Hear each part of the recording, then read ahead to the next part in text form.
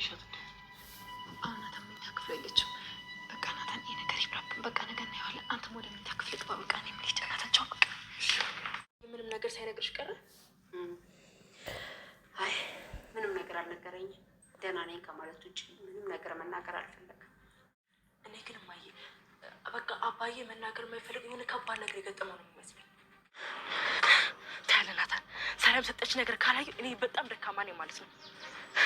ዛሬ ቆልፋት ሄድክ ታያለ፣ ደግሞ ነገ አትደግማትም። እሺ ደግሞ ጭራሽ ከኒ ደብቆ እኮ ለዳጣ ሊያሳያት ነበር እንዴ። የማን መጫወቻ ነው እንዴ? ወይኔ አብጌል።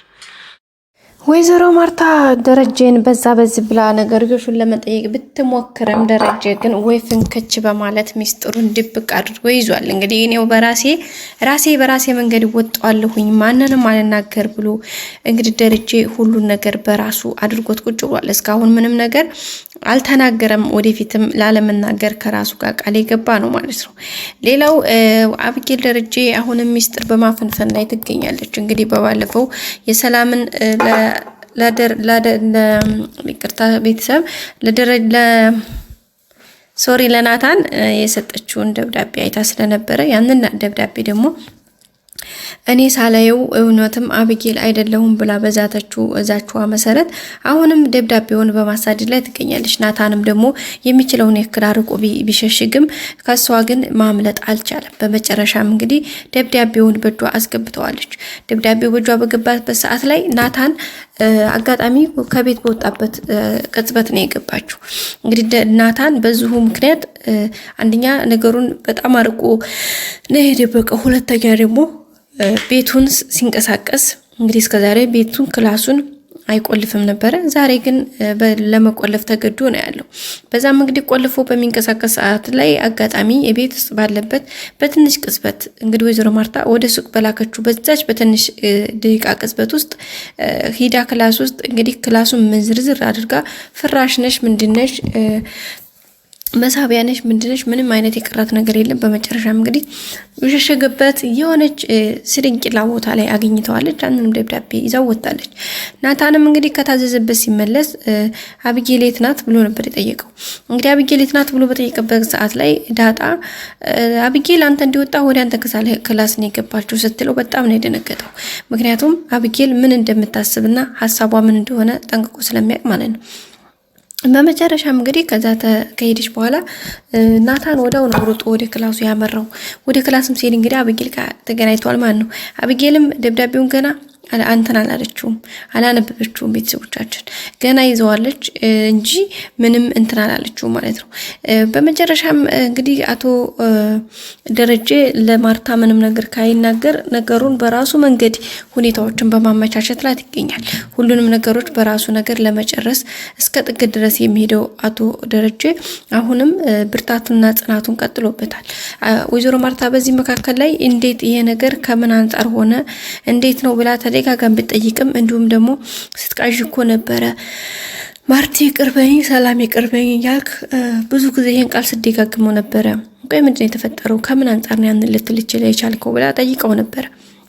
ብትጠይቀውም ግን ደረጀ አንድም ነገር ሚስጥር እና ቅዠት ነው፣ ሌላ ምን ይፈጠራል ብለሽ አስበሽ ነው እንዴ? ታዲያ እኔ ስለ ቃዥሁኝ የሚፈጠር ነገር አለ እንዴ? በቃ ቅዠት ነው አልኩሽ፣ ቅዠት ነው እንደሰማሽው ነው፣ ሌላ ምንም አዲስ ነገር የለም በማለት ይገኛል አቶ ደረጀ ማለት ነው። ቤተሰቦቻችን ወይዘሮ ማርታም ካልክሺ ብላለች። ካልክ እንግዲህ ምን ይደረጋል በማለት ሀሳቡን እንግዲህ ላለመንቀፍ ተገዳለች።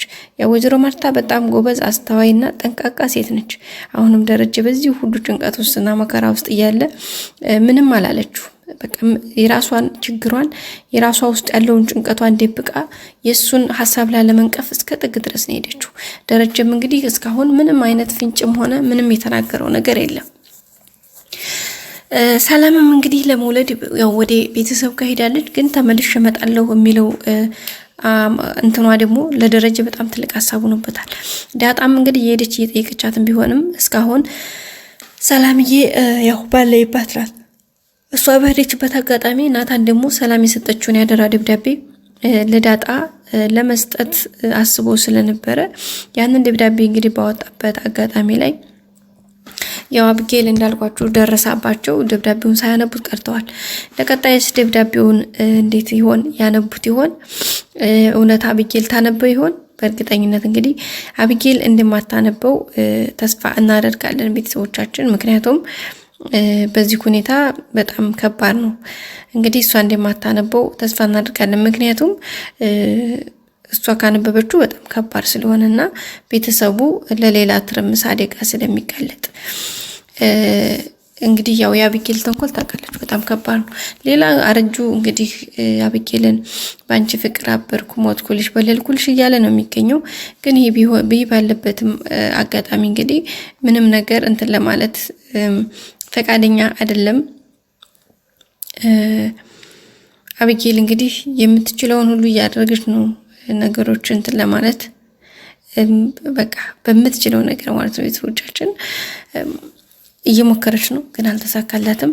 ሌላው እንግዲህ የምጥን እናትና አባቷ ያው ተጣልተውባታል። ተጣልተውም እንግዲህ እየብቻ ነው ያሉት። በዛም እንግዲህ በጣም ነው እንትን ያለችው፣ ጥሩ ስሜት ላይ አይደለችም ሰሞኑን እንትና ማለት ነው ማለት በቃ በምንም ጥሩ ኮምፎርት የተሰማት አይደለም። እናትና አባቷ ተጣልተው እየብቻ ነው ያሉት።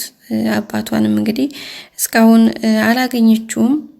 አባቷ እስካሁን አልተመለሰም። በዛም እንግዲህ ትምህርቷንም ሰሞኑን እየተጉላላች ትገኛለች። ያው የምትችለውን ነገር ግን ለማድረግ እየሞከረች ነው። እንባ እያለት ነው፣ በጣም እየከፋት ነው። በዛም ተጨማሪ እንግዲህ አብጌል በጥፊ መታታለች። እሷንም አርጁንም በቀጣይ ክፍል እንገናኝ። ሰላም።